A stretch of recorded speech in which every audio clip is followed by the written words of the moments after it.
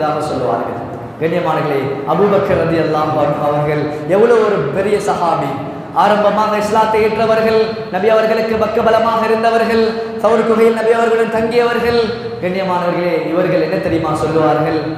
كيف حالي يا إلهي ليس لي خير أمل سوء أفعالي كثير زاد طاعتي قليل خذ بلطفك يا إلهي من له زاد قليل مفلس بالصدق يأتي عند بابك يا خليل كلنا ندعو بك يا رب في خف سماه أين موسى أين عيسى أين يحيى أين نوح أنت يا صديق عاصم تب إلى المولى الجليل சொல்வார்கள் அபூபக்கர் ரலியல்லாஹு அன்ஹு அவர்கள் كيف حالي يا إلهي ليس لي خير أمل நான் செஞ்ச எந்த அமலும் எனக்கு போதுமானதாக கிடையாது சுஅஃபாலி கஸீருன் ஜாது தாஅதி கலீல் நிறைய பாவங்கள் தான் செய்திருக்கிறேன் அல்லாஹ்வை வழிபட்டது குறைவாக இருக்கிறது.